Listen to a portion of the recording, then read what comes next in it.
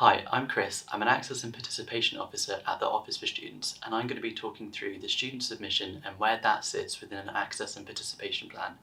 We've released some guidance on our website covering everything I'm talking about today, which will support you in completing the student submission. An Access and Participation Plan is a document detailing what a university or college will do to identify and address the issues contributing to students experiencing inequality before, during, and after their time in higher education. These plans are crucial in identifying the barriers students face and in committing to the work needed to tackle these barriers. More details on access and participation plans can be found on our website on the Equal Opportunities pages made specifically for students. Universities and colleges are expected to involve students, especially those students who are the focus of plans, as active partners and co-creators in developing, implementing, and evaluating activities that are seeking to address the risks to equality of opportunity that may be affecting students' experience.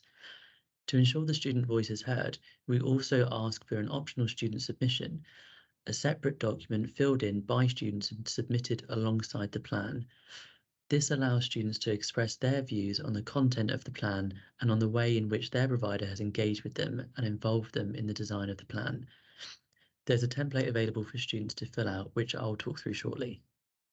A student submission is a document that is separate from a university or college's access and participation plan and should be sent directly to the Office for Students when their access and participation plan is submitted.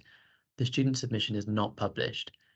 If provided, the OFS will use the information in the student submission to understand whether the plan has met our expectations on student consultation.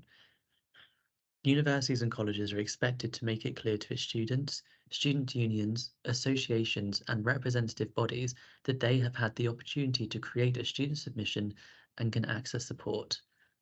You can share the student submission with the university or college before it is sent off to the Office for Students.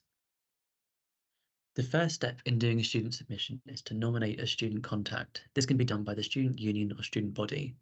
This is someone with a relevant role in representing students who will be responsible for coordinating and producing the student submission. The next step is gathering evidence from other students to support your submission. This can be qualitative or quantitative, but it needs to be factual and verifiable. This can include setting up focus groups or short surveys of the student body or using any existing feedback that your provider has already collected. Fill in the student submission template and send directly to app@officeforstudents.org.uk in advance of or at the same time as the provider's submission of its access and participation plan. The student submission template asks for your feedback on the following areas. Firstly, your university or college's analysis and identification of the greatest risks to equality of opportunity. You can find more detail on the Equality of Opportunity Risk Register in the online student submission guidance. We encourage you to assess whether you think your university or college has identified the greatest risk to equality of opportunity in the plan, or if it has provided a justification for addressing a different risk.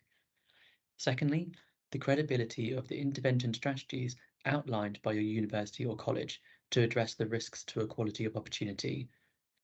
An intervention strategy is the set of activities that your provider designs to address the risks to equality of opportunity that have been identified and to meet the objectives that they have set based on those risks.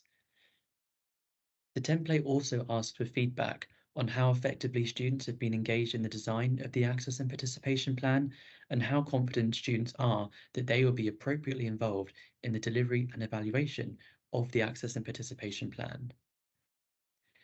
If you'd like to ask any further questions about this process, then contact app@officeforstudents.org.uk or visit our website on the pages specifically designed for students. Thank you for listening.